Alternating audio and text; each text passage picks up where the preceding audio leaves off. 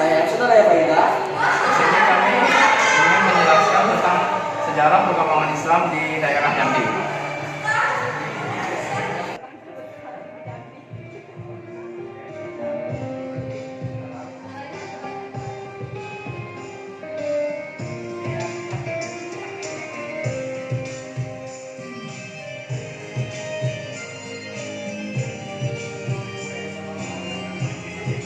Mushaf Melayu Jambi ditulis sesuai Rams Usami dengan gaya tulisan sub, sedangkan tanda-tanda wakaf mengacu kepada Mushaf Standar Indonesia yang telah direkomendasikan para ulama Al-Quran Indonesia. Teknik dan pola penulisan dirancang oleh suatu tim terdiri atas para khotat dan para pakar desain grafis di Jambi. Keistimewaan dari Mushaf Melayu Jambi ini terdapat pada sisi teknik penulisan dan iluminasi yang menghasilkan warna yang indah dan cerah. Beberapa spesifikasi ciri khasnya antara lain. Yang pertama, seluruh halaman mushaf dihiasi dengan aneka iluminasi yang terinspirasi dari ragam motif Melayu Jambi yang berada di 11 kabupaten atau kota wilayah Provinsi Jambi. Yang kedua, motif mushaf khusus diterapkan pada Ummul Quran atau Nisful Quran, Khotumul Quran, dan pada setiap satu juz motif mushaf berganti dengan ragam motif mushaf lainnya. Yang ketiga, Al-Quran Mushaf Melayu setiap halaman memuat 15 baris, sedangkan jumlah halaman mencapai 800 halaman atau lebih banyak daripada mushaf biasa. Mimbar ini merupakan sejarah berasal dari Masjid Tua di Muaro Siak, Kabupaten Merangin. Ditemukan sekitar abad 13 Masehi. Bahkan berasal dari kayu yang diukir menggunakan motif flora, berfungsi sebagai tempat khotib membacakan khotibnya. Mimbar ini berasal dari Masjid Tua, Dusun Muara Siau, Kabupaten Merangin, dibuat sekitar abad ke-19 Masehi, bahan dari kayu diukir terawang bermotif flora, berfungsi sebagai tempat khotib membacakan khotbahnya. Di museum ini juga banyak menjelaskan tentang Islam dan tradisi. Adapun sebagai berikut seperti tradisi perkawinan dan kematian. Tradisi yang pertama yaitu perkawinan, yaitu pelaksanaan acara akad nikah atau ijab qabul biasanya diselenggarakan dengan syariat Islam. Sebelumnya dilakukan serangkaian upacara yang diawali dengan adat pergaulan antara bujang gadis yang dikenal istilah perserambahan.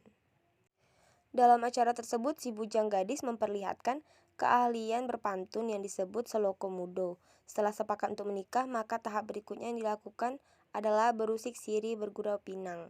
Ini adalah tradisi hubungan Islam dengan budayanya, yaitu perkawinan.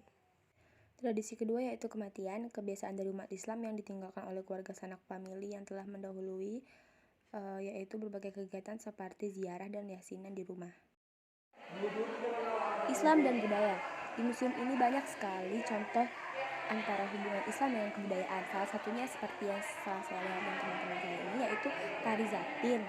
Lalu kemudian ada kebudayaan dari yaitu seni kaligrafi.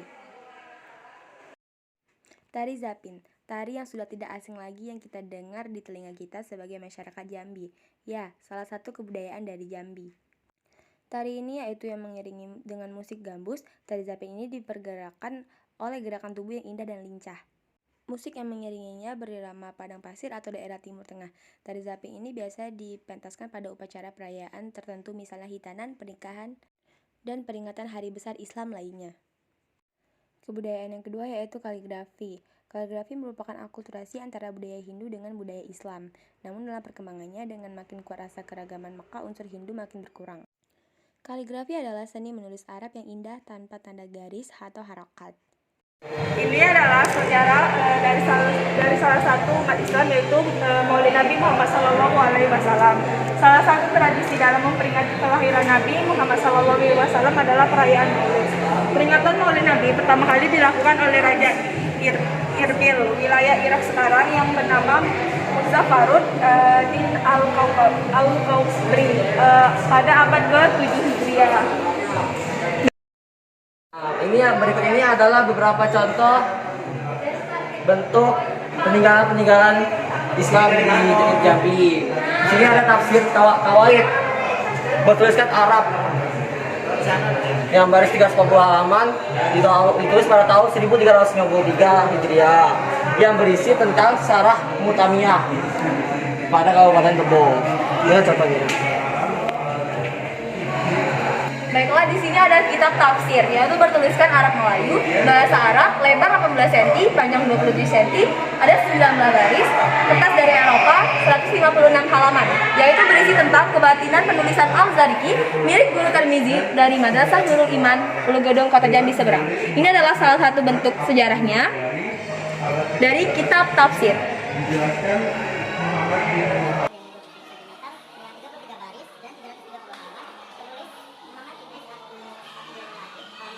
Yang pertama ada pesantren As'ad, yang kedua Al-Jawhrain, yang ketiga Sa'daturain, yang keempat Nurul Iman, dan yang kelima Nurul Islam. Sejarah dari hitanan dalam Islam yaitu disunatkan bagi anak laki-laki juga perempuan saat bayi, tetapi pada anak laki-laki lebih meriah, bahkan diupacarakan hajatan.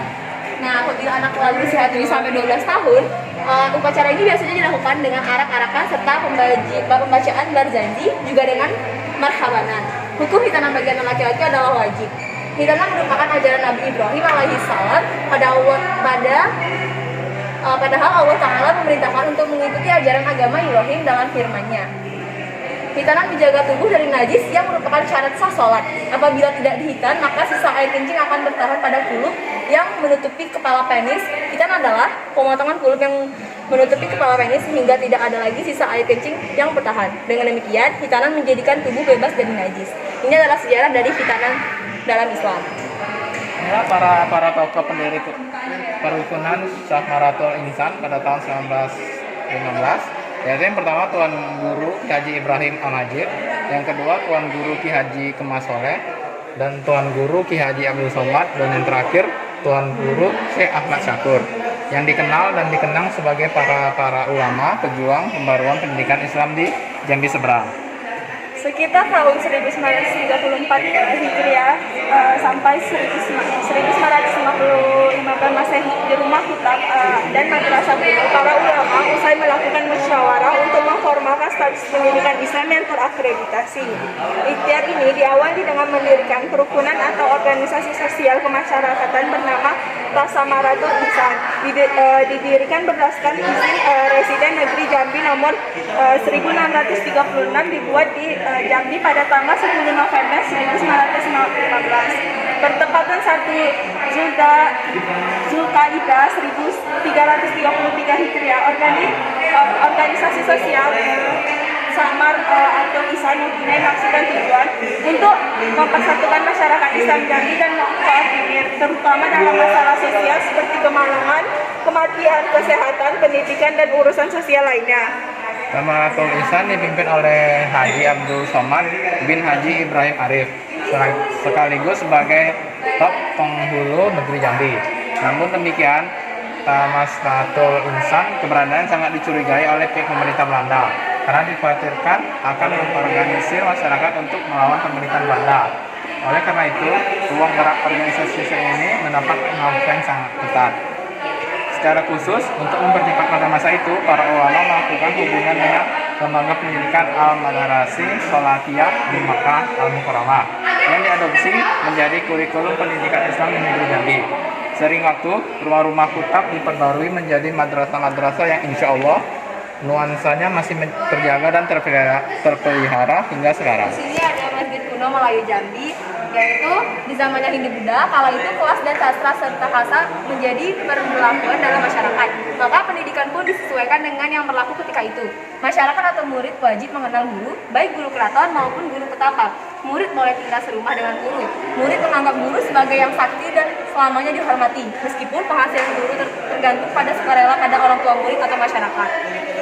Abad berganti, zaman berubah. Kemudian sebagai akibat dari masuk dan berkembangnya agama Islam, dikenal adanya bangunan peribadatan yang disebut langgar atau surau, yang berkembangannya menjadi suara belajar-belajar. Maka di sanalah pendidikan dan mengajar agama dilaksanakan. Pada perkembangannya, selanjutnya dikenal pula pesantren, madrasah, dan sekolah agama. Itulah fase dan pola pendidikan yang lazim terjadi di tengah masyarakat Melayu Jambi dari abad meniti zaman. Pendidikan Barat atau Belanda pada umumnya suka diterima oleh masyarakat Jambi. Mereka menganggap orang-orang Belanda yang datang ke daerah ini sebagai orang-orang kafir. Oleh karena itu, dalam pendidikan secara barat, daerah Jambi termasuk yang tertinggal. Selama penjajahan Belanda, pada umumnya rakyat tidak mendapatkan pendidikan umum. Hanya sedikit orang-orang yang berkesempatan mendapatkan pendidikan umum, dan terbatasnya pada anak-anak pegawai pemerintahan saja. Itu pun hanya pada HIS, yang hanya ada satu di kota Jambi.